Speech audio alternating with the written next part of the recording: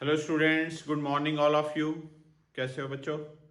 सो yesterday हमने discuss किया बेटा different type of graphical situations, pressure volume graph, pressure temperature graph, volume temperature graph for different kind of processes like isothermal, adiabatic, isobaric, isochoric.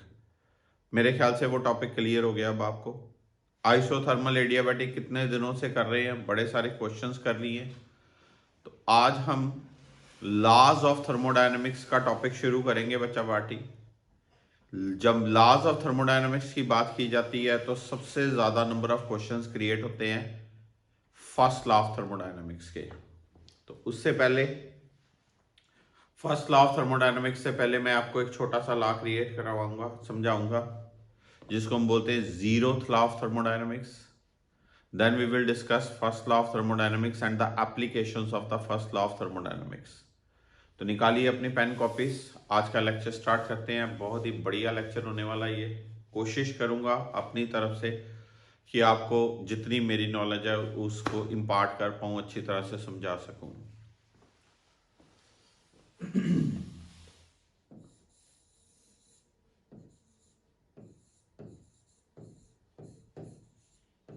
Zeroth law of thermodynamics.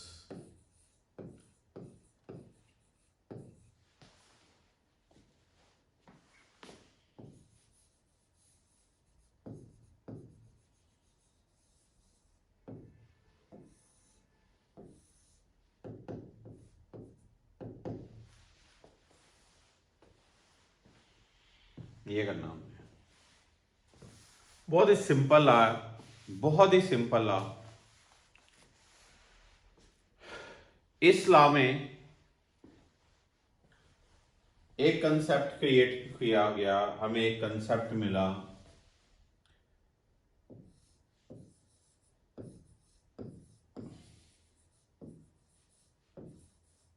Thermal equilibrium.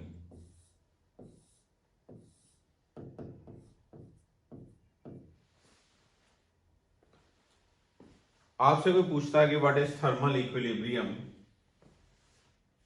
तो सबसे पहले clear होना चाहिए आपको इस word के बारे में, थर्मल इक्विलिब्रियम। बहुत सारे बच्चों से जब मैं ये वर्ड पूछता हूं कि इस बच्चा पार्टी थर्मल इक्विलिब्रियम का मतलब क्या है, तो 99% बच्चे जो बोलते हैं वो बोलते हैं कि सर अगर दो चीजों का टेम्परेचर सेम हो जाए उसको थर्मल इक्विलिब्रियम में कहते हैं।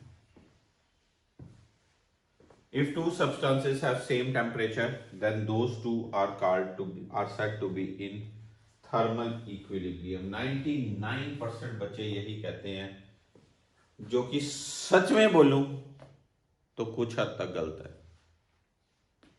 वो सर आपने ही तो हमें बताया था थर्मल इक्विलिब्रियम है, अब आप कह रहे हो ये गलत है। स्ट्रेंज सी बात है।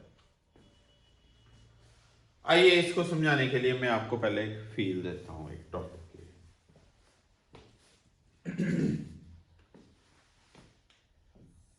मान लीजिए मेरे पास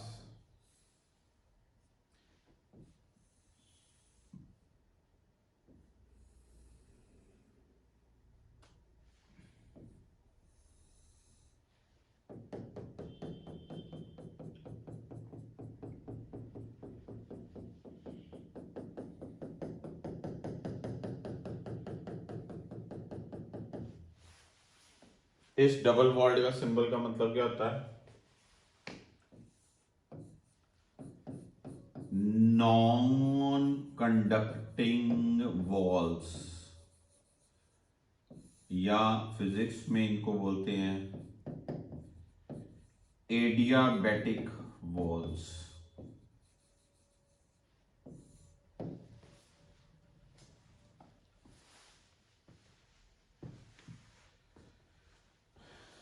ठीक है,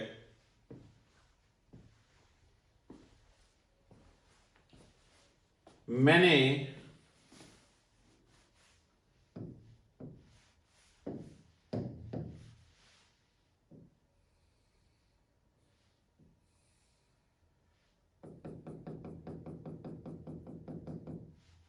यहां पर भी नॉन कंडक्टिंग वॉल लगा दी, एडियाबैटिक वॉल लगा दी, और एक ये सिस्टम फ्लूइड लिया ए और एक ये फ्लूइड लिया बी। दो अलग अलग सिस्टम्स लिए, दो बॉडीज ली, दो लिक्विड्स लिए, दो फ्लूइड्स लिए, क्योंकि जो लॉज ऑफ थर्मोडायनेमिक्स है ना, वो गैसेस पे एप्लीकेबल है, वो लिक्विड्स पे एप्लीकेबल है, वो किसी भी चीज पे एप्लीकेबल है, जनरल लॉज है। इसका टेम्परेचर, प्रेशर, वॉल्यूम और इसका डाटा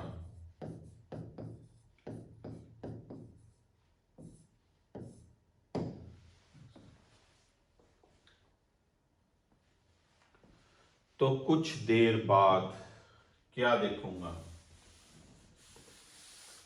कि यार अगर तो ये परफेक्टली नॉन कंडक्टिंग वॉल्स हैं, क्या इसका टेम्परेचर चेंज होगा?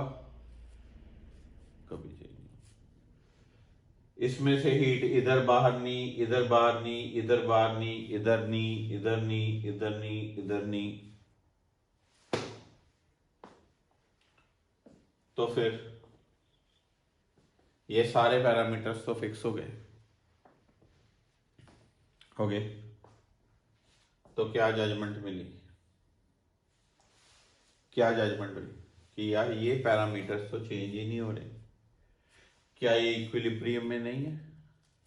क्या ये इक्विलिब्रियम में नहीं है? इक्विलिब्रियम वर्ड का मतलब जब किसी की स्टेट चेंज ना हो, तो फिर इसको मैं ये नहीं कहूंगा कि ये थर्मल इक्विलिब्रियम में अपने आप में, ये थर्मल इक्विलिब्रियम में अपने आप में कोई चेंज नहीं हो रही। अब मान लीजिए मैं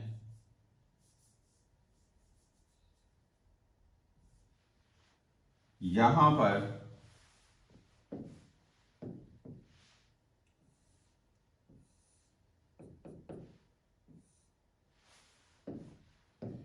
एक कंडक्टिंग वॉल लगा दूं,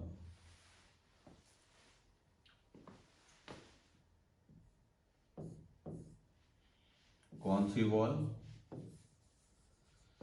कंडक्टिंग वॉल,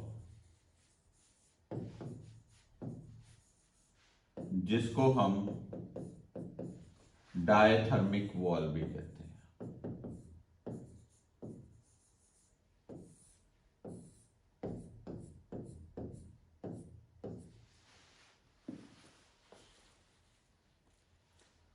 ठीक है जी। अब क्या होगा? अब अगर मैं सपोज करूं कि T A greater than T B, suppose,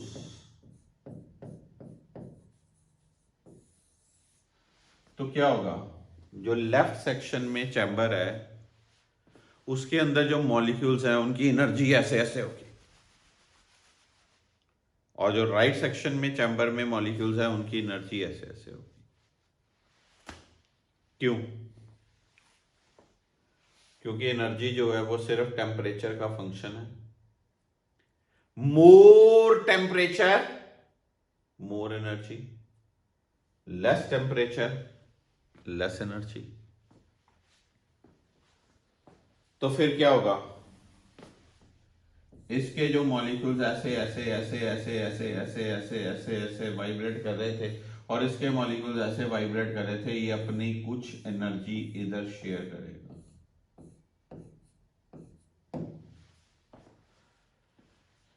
इसी को ही तो बोलते हैं heat, heat energy, molecular motion के कारण। कब तक करेगा? जब तक इनका टेम्परेचर सेम नहीं हो जाता। दो कंटेनर्स हों जिनमें अलग अलग लेवल पे पानी है, बचपन में आपने पढ़ा, उनको पाइप से ज्वाइन कर दो, पानी फ्लो करता है हाई लेवल से लो लेवल तक। कब तक? जब तक दोनों कंटेनर्स में पानी बराबर नहीं हो जाता। Level of water decides the flow. इसी तरह से temperature of the substance decides the flow. समझे? It means what? जिसका टेम्परेचर ज्यादा, जिसका टेम्परेचर क्या ज्यादा, वहां से हीट ट्रांसफर होगी to the chamber having low temperature. ठीक है। अब ये चीजें दोनों क्या हुई? इक्विलिब्रियम में। तो पहले भी क्या थी? इक्विलिब्रियम में। तो जब भी वर्ड आता है थर्मल इक्विलिब्रियम, तो इसका मतलब ये ही नहीं सिर्फ बोल देना कि इनका टेम्परेचर सेम होना चाहिए। No, it all depends on the walls separating the two media. अगर दो अलग अलग तरह के लिक्विड्स या फ्लूइड्स या गैसेस एडियाबैटिक वॉल्स के अंदर हैं, तो वो आपस में नहीं, खुद में थर्मल इक्विलिब्रियम में होंगे। और अगर उनके बीच डायाथर्मिक वॉल्स हैं, डायथर्मिक कंडक्टिंग वॉल्स हैं, तो हीट का ट्रांसफर होगा from the body at high temperature to the body at low temperature. कब तक? जब तक टेम्परेचर सेम ना हो जाए, और उस स्टेज को बोला जाता है थर्मल इक्विलिब्रियम स्टेज। पता चली बात? पहले थर्मल इक्विलिब्रियम का कंटेंट क्लियर हुआ? श्योर। तो जब थर्मल इक्विलिब्रियम वर्ड आए तो आपने अब रट्टे नहीं लगाने की जी टेम्परेचर दोनों का सेम होना चाहिए। नो, क्या होना चाहिए? टेम्परेचर सेम हो तब तो थर्मल इक्विलिब्रियम है ही है, पर जब माइक्रोस्कोपिक प्रॉपर्टी पीवीटी सेम हो, एक सिस्टम की macroscopic properties pressure, volume, temperature same हो, तो वो सिस्टम भी क्या? थर्मल इक्विलिब्रियम में होगा। ठीक है, पता चला? थर्मल इक्विलिब्रियम वर्ड पता चला। अब बात आती है जीरोथ लॉ ऑफ थर्मोडायनेमिक्स क्या है? जीरोथ लॉ ऑफ थर्मोडायनेमिक्स क्या है? ठीक है, ये टेम्परेचर को एक्सप्लेन करता है, थर्मल इक्विलिब्रियम को एक्सप्लेन करता है। बहुत ही इंपॉर्टेंट बात है, पहले फील लीजिए इस टॉपिक की। मेरे पास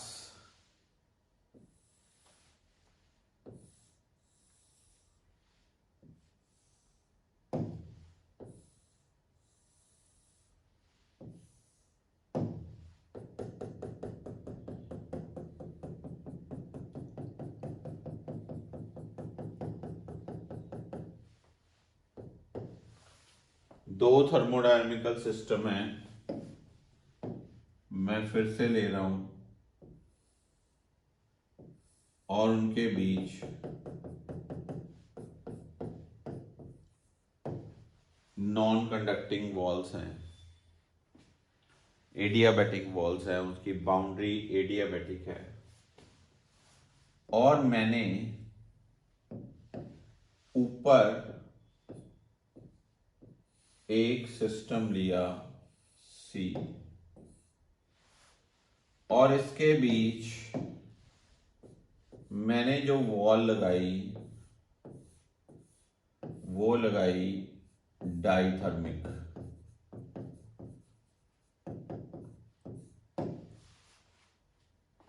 ठीक है,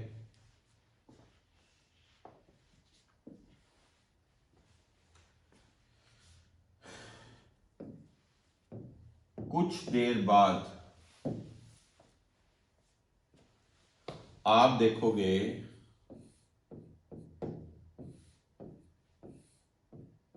इनमें हीट एक्सचेंज होगा। ए से हीट सी में जाएगी, या सी से ए में आएगी, सी से बी में जाएगी, या बी से सी में जाएगी। हीट एक्सचेंज होगा। क्यों होगा? क्योंकि ये कंडक्टिंग वॉल है।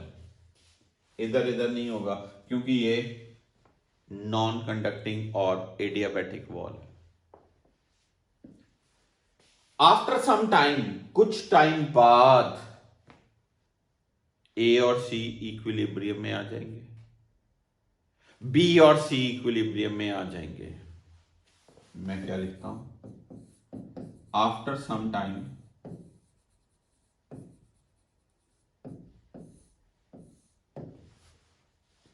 A and C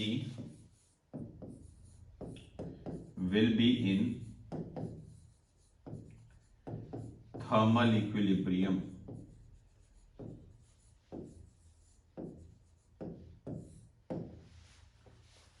and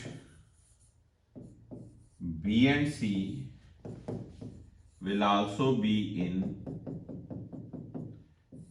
thermal equilibrium। ठीक है जी, पक्की बात।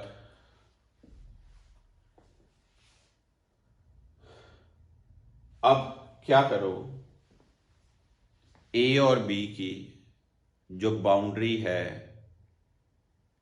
एडियाबैटिक, इस बाउंड्री को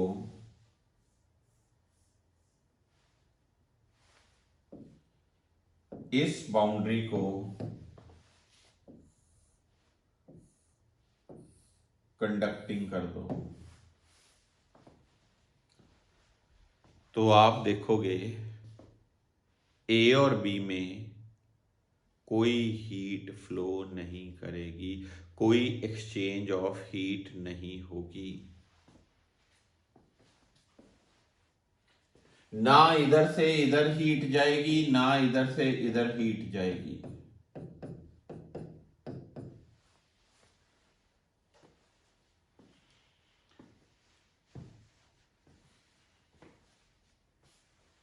समझे बात को? पक्का?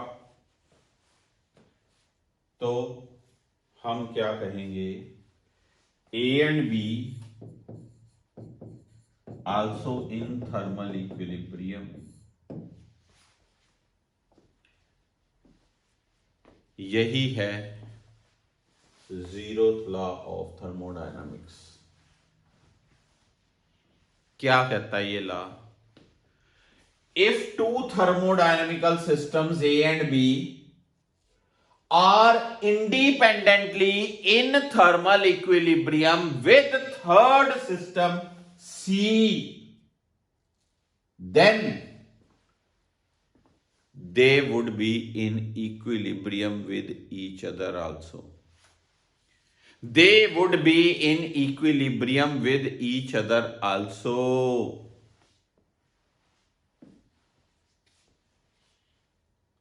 अगर आपके पास दो थर्मोडायनेमिकल सिस्टम्स हैं ए और बी,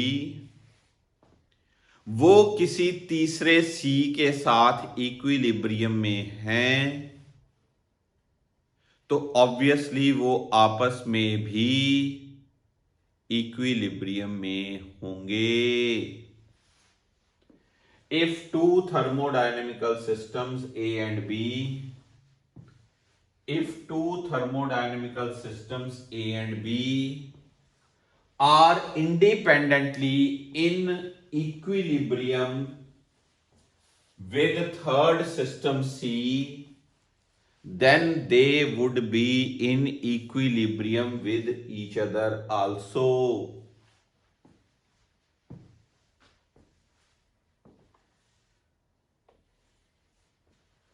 ठीक है जी। जीरोथ लॉ हमें क्या देता है? Concept of temperature.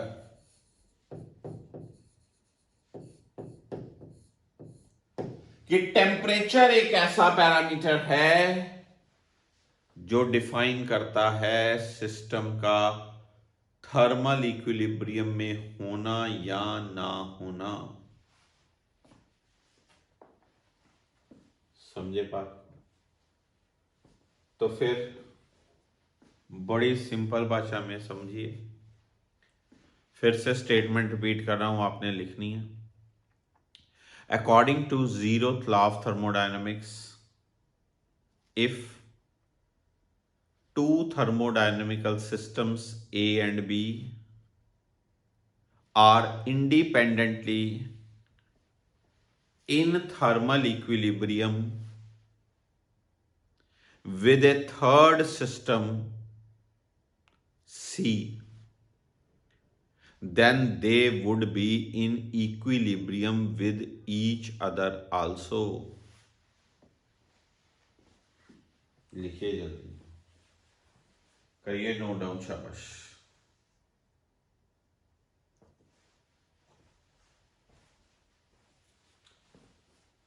पक्का?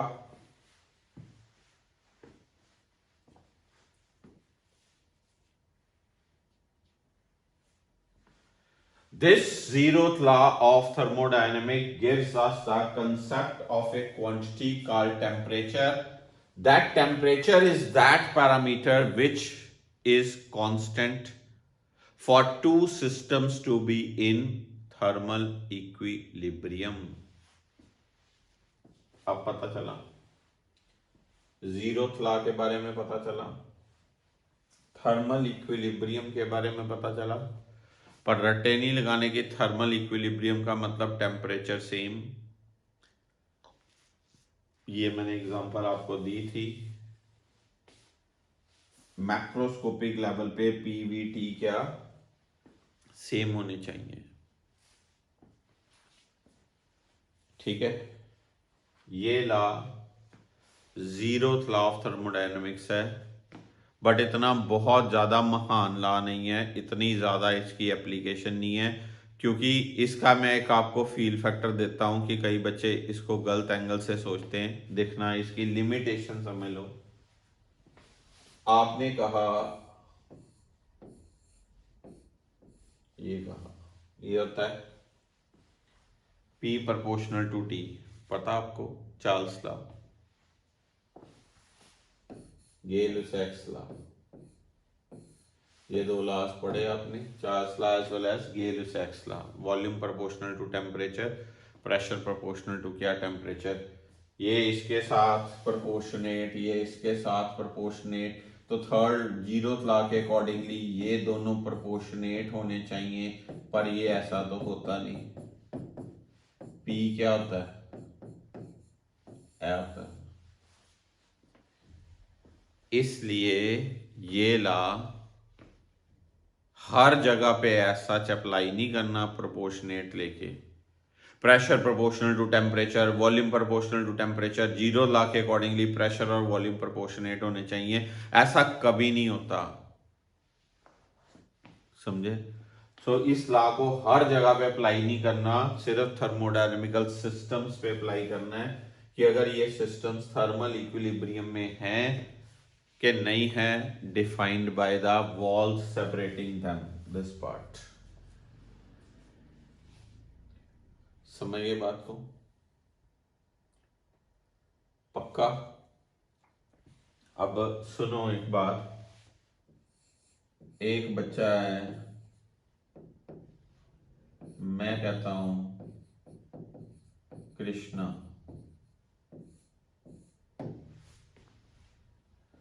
ठीक है जी। ये रक्षित को जानता है,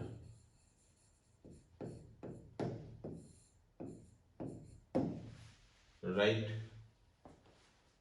ठीक है जी, पक्की बात। एक बच्चा है जकाटुजिन, सर ये जकाटुजिन क्या होता है? होता है बड़ी अच्छी चीज होती है, बड़ा अच्छा बच्चा है जकाटुजिन। ये रक्षित को जानता है,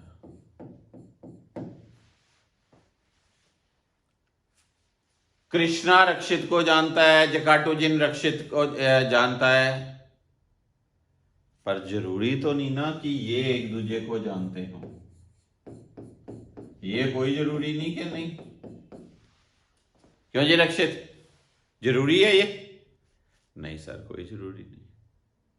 मैं कहता हूं ए सी के साथ इक्विलिब्रियम में है, बी सी के साथ इक्विलिब्रियम में है, तो ए और बी इक्विलिब्रियम में होंगे। हर जगह पे ना अप्लाई करी जाना अभी, बस यही फील देनी। किसके बारे में? Zeroth law of thermodynamics, zeroth law of thermodynamics. ठीक है,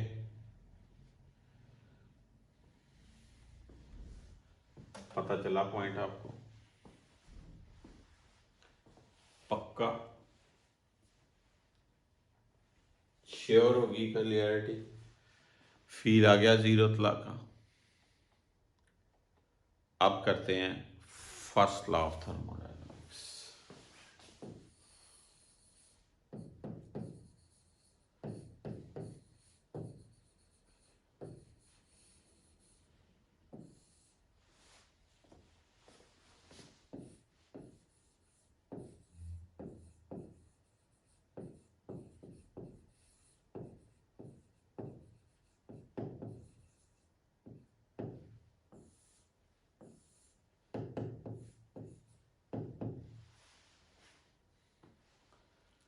फर्स्ट लॉ ऑफ थर्मोडायनामिक्स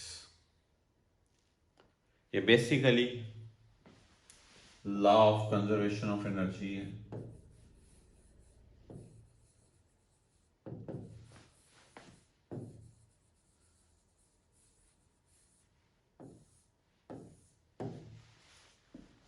इस लॉ में तीन चीजें आती हैं।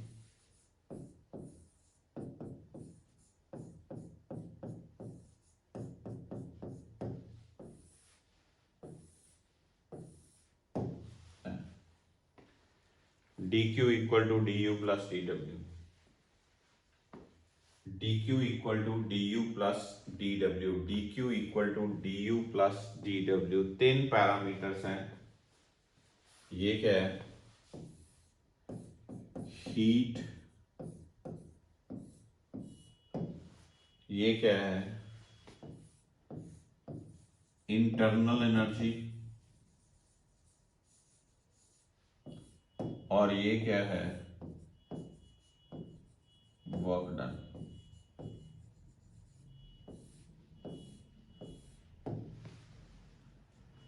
Work done.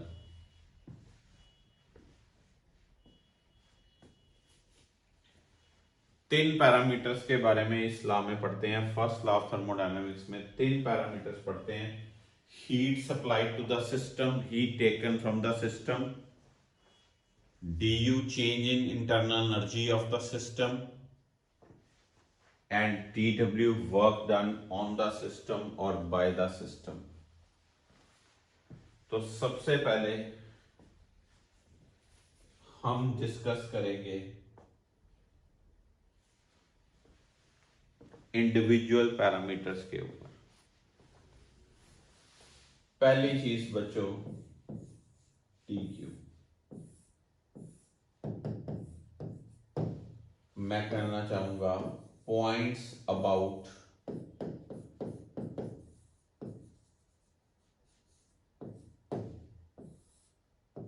dq।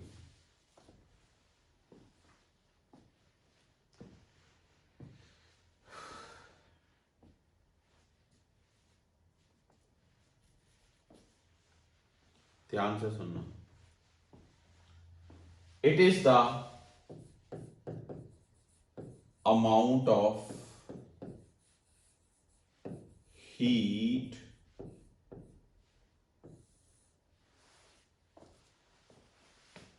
supplied to the system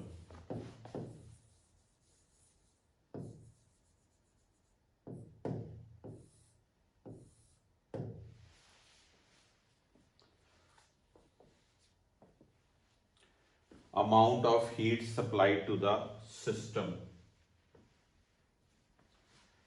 dq is positive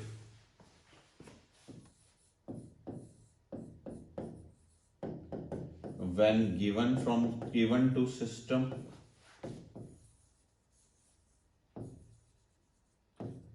and negative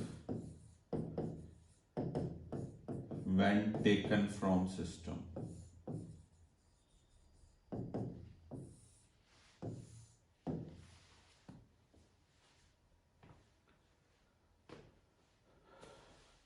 It is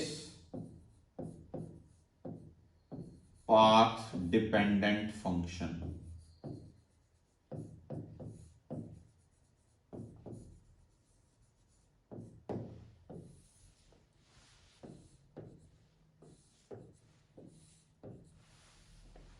bracket में लिख रहा हूं नॉट स्टेट फंक्शन.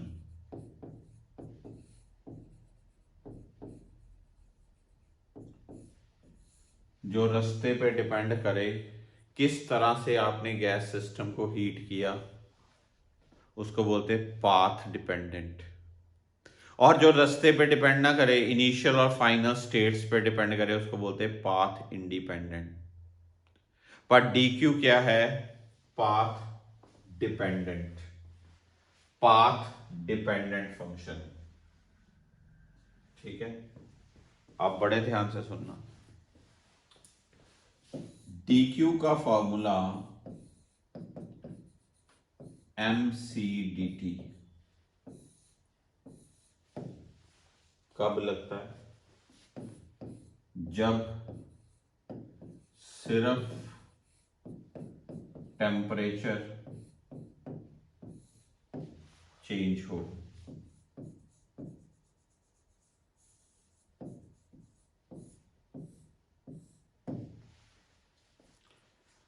DQ का फॉर्मूला ml कब लगता है? जब स्टेट चेंज हो.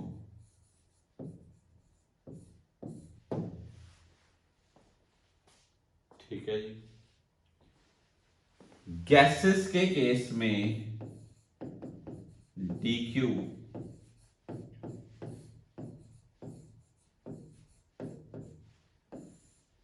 दो तरह से एक्सप्लेन होती है, NCP/dt एंड NCV/dt.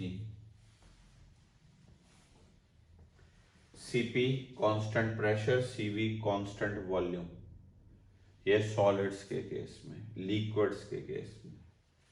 पर गैसेस की बहुत सारी स्पेसिफिक हीट्स होती हैं. हम कौन सी चूज करते हैं? CP और CV. तो ये DQ के बारे में बातें हैं. ठीक है, हमने कहा फर्स्ट लॉ ऑफ थर्मोडायनामिक्स में DQ equal to DU plus DW. DQ के लिए डाटा क्या यूज करना है? इन सारी बातों को यूज करना है.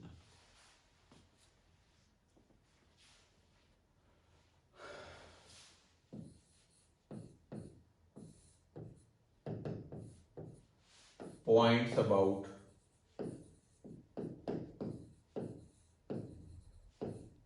DU. पॉइंट्स अबाउट क्या? DU.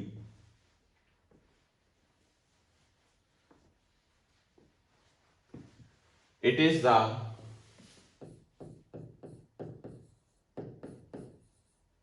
internal energy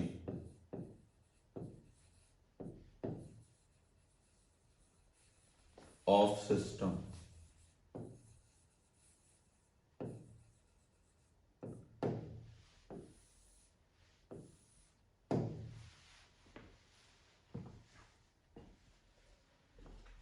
ये प्योर पाथ डिपेंडेबल फंक्शन है.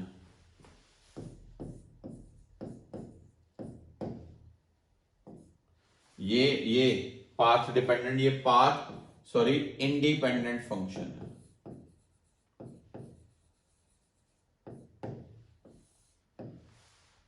Path independent function, path independent function that is state function है. That is initial and final states पे डिपेंड करता है.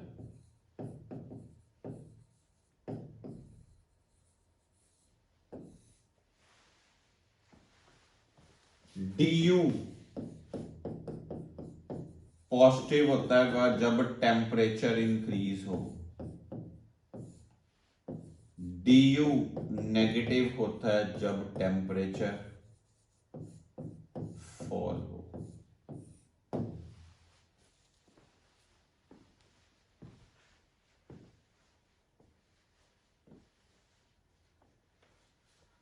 समझे du के बारे में?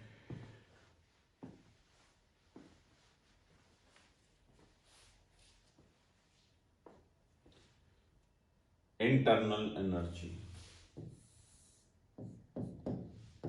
बहुत जरूरी बात। जब इंटरनल एनर्जी की बात होती है तो इंटरनल एनर्जी दो तरह से भी एक्सप्लेन होती है, यूके प्लस यूपी।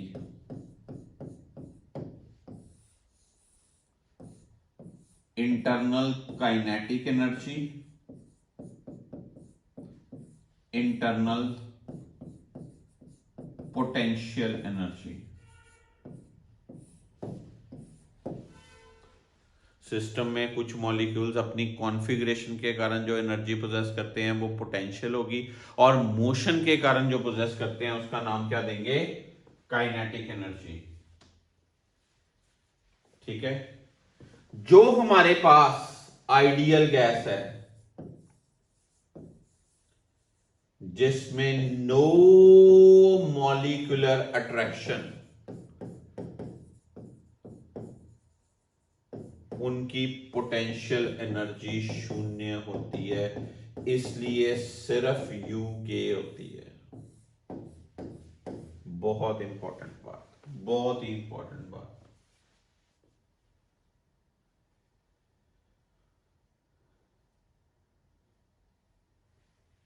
और ये इंटरनल एनर्जी जो है काइनेटिक, ये F/2RT होती है। F/2RT।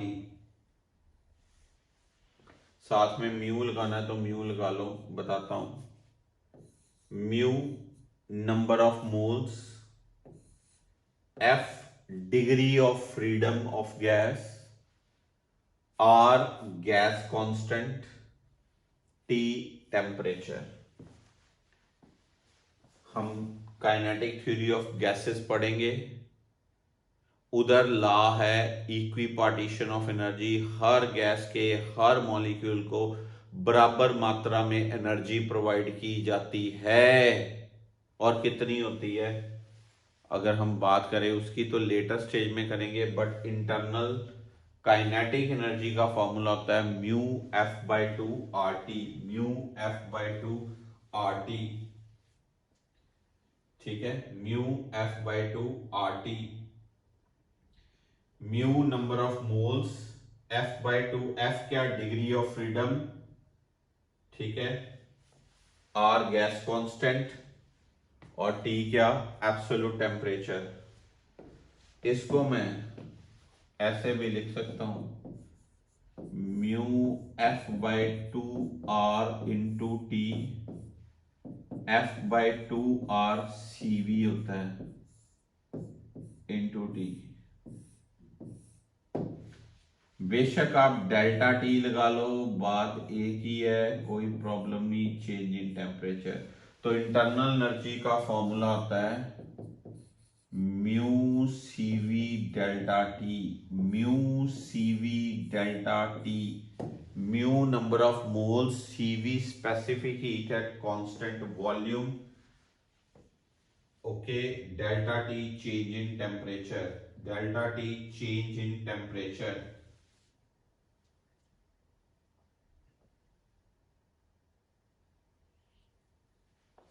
ठीक, पता चला? Mu CV delta T, mu CV delta T। Mu CV को कई बार R ओवर गामा -1 लिख देते हैं, दिस थिंग। ये सारी किसके बारे में बातें हैं? इंटरनल एनर्जी के बारे में, इंटरनल एनर्जी के बारे में बातें।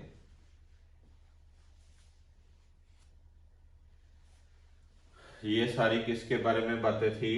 डी क्यू के बारे में। हमें क्या पढ़ना है? First law. कितने पैरामीटर? 3 पैरामीटर। एक पैरामीटर डी क्यू, एक पैरामीटर डी यू, एक parameter D W. D Q के बारे में हमने ये सारी बातें लिखी, डी यू के बारे में हमने ये सारी बातें लिखी। बहुत ही इंपॉर्टेंट बातें हैं। जब जब किसी न्यूमेरिकल में कोई बात छिड़ेगी मैं इन चीजों को यूज करूंगा। अब बात आती है D W, points about D W.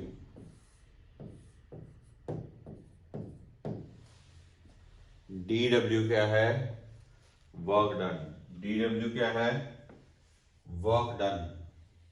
ठीक है, वर्क डन तो आपको पता ही है, it represents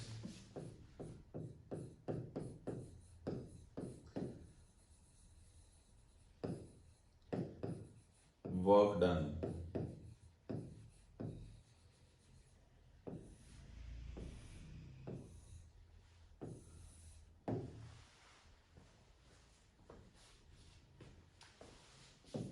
DW positive, work done by the system. DW negative, work done on the system by system मतलब expansion, on system मतलब compression,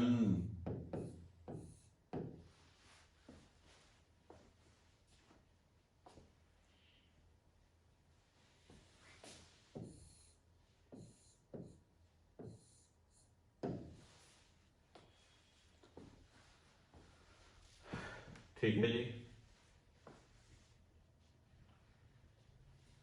DW का आपने बेसिक फॉर्मूला में देखा,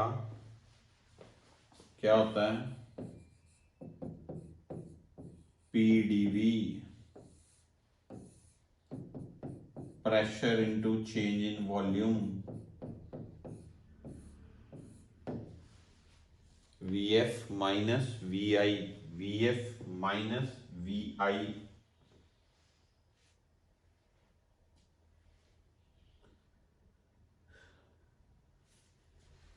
अलग अलग प्रोसेसेस में वर्क डन आपने निकाला। आइसोथर्मल प्रोसेस में वर्क डन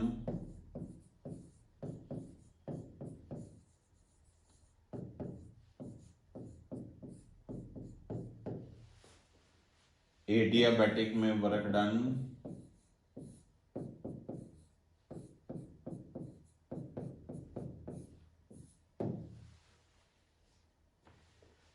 आइसोबारिक में वर्क डन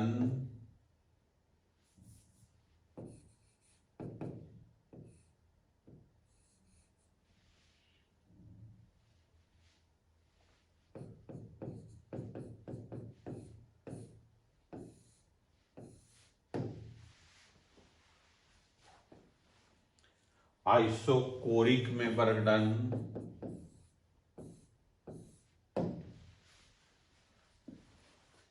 है किसमें?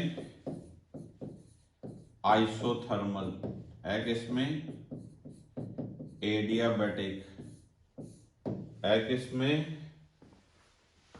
आइसोबारिक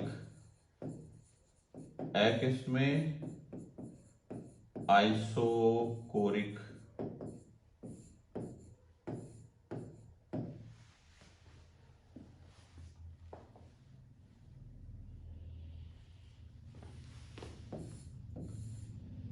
इसमें वर्क डन कैसे? Area below graph,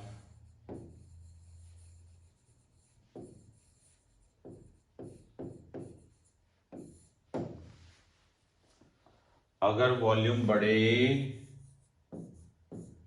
work positive, अगर वॉल्यूम कम हो वर्क नेगेटिव।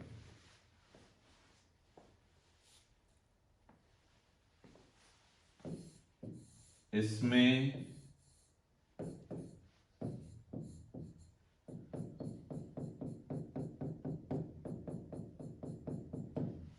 क्या एरिया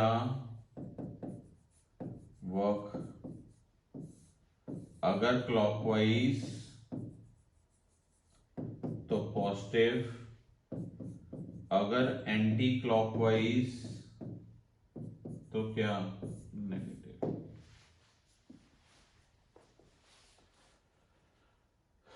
क्लॉकवाइज हो तो वर्क डन क्या पॉजिटिव, एंटी क्लॉकवाइज हो तो वर्क डन क्या नेगेटिव।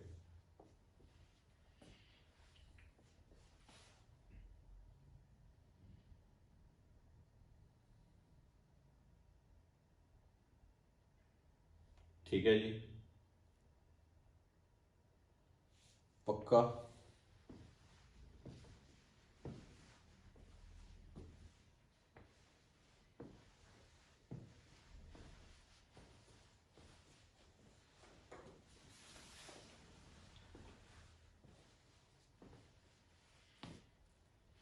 श्योर।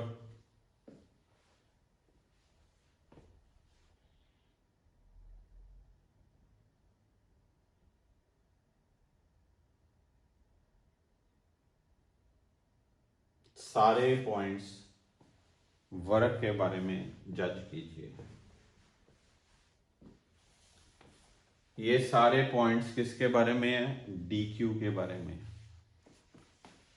ये सारे पॉइंट्स किसके बारे में है, डी यू। ये पाथ डिपेंडेंट है, ये पाथ इंडिपेंडेंट है, ये भी पाथ डिपेंडेंट है। इसको भी आप लिख सकते हो पाथ डिपेंडेंट, यहां लिख दूं पाथ डिपेंडेंट।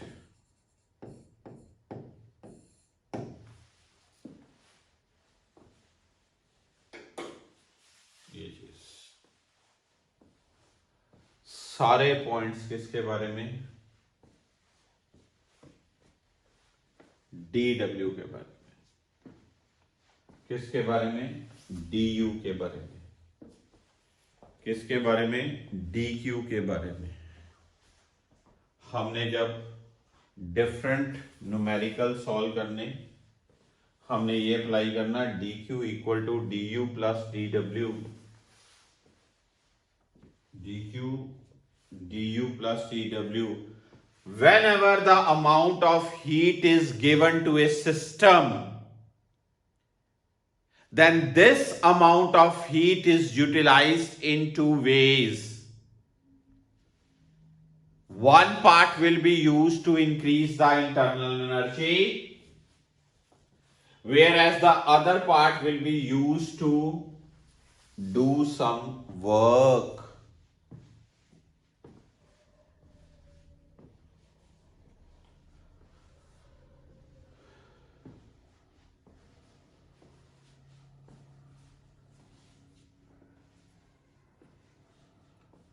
ओके, पता चला।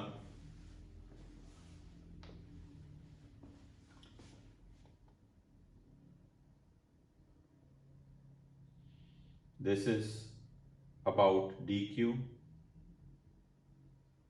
this is about du, and this one is about dw.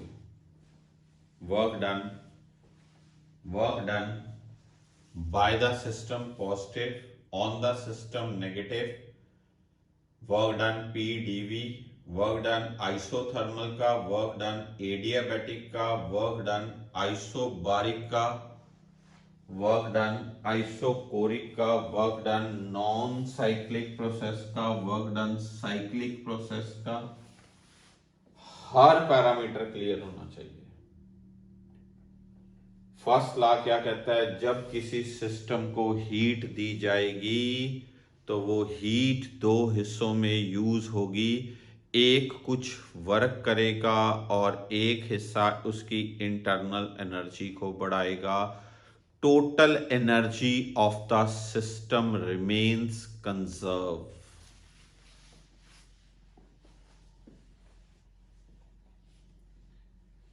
पक्की बात।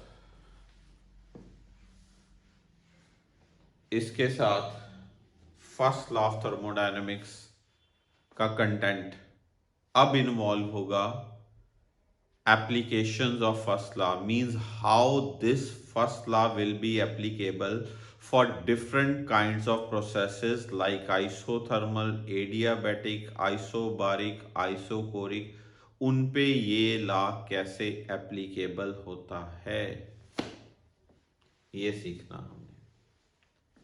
समझे बात को? How this first law explains isothermal process, how this first law explains melting process, how this first law explains boiling process, how this first law explains adiabatic process, how Cp and Cv are related, all come under header applications of first law of thermodynamics, applications of first law of thermodynamics, ये हमने करना है। ठीक है, सो आज अभी इन्हीं points को जज कीजिए, अच्छे से नोट्स बनाइए। फर्स्ट लॉ सब सीख लेते हैं, स्टेटमेंट पढ़ी, शुरू कर दिए न्यूमेरिकल। मैंने पहले आपको आज सिर्फ फर्स्ट लॉ के साथ रिलेटेड 3 बातों में ये इनकी डेप्थ समझाई है कि हम कैसे न्यूमेरिकल्स में लगाएंगे, कौन कौन सा फॉर्मूला यूज करेंगे, कौन सी चीज पॉजिटिव होगी, कौन सी चीज नेगेटिव होगी, ये चीज बताई है। तो इसको पहले फील लेके, इसको समझ के हम अगली एप्लीकेशन करें, हम न्यूमेरिकल्स करें तो बहुत ही बढ़िया होगा। सीधे न्यूमेरिकल करोगे तो ये चीजें रह जाएंगी, तो फिर टॉपिक इतना क्लियर नहीं हो पाएगा। Hopefully the points are clear to you, bacha party, right? So guys, thank you so much for today's lecture. कल मैं इसी लेक्चर के साथ कंटिन्यूएशन में लाऊंगा एप्लीकेशंस ऑफ फर्स्ट लॉ। बहुत ही मज़ा आने वाला है कल के लेक्चर में। न्यूमेरिकल्स करने हमने बड़े अच्छे, ठीक है। हीट इंजन्स आगे आएंगे सेकंड लॉ ऑफ थर्मोडायनामिक्स में, रेफ्रिजरेटर आएगा सेकंड लॉ ऑफ थर्मोडायनामिक्स में। बहुत ही बढ़िया लॉ वो भी, पर कल का लेक्चर सारा न्यूमेरिकल बेस्ड होगा फर्स्ट लॉ ऑफ थर्मोडायनामिक्स के ऊपर। Thank you so much for today's lecture. God bless you all.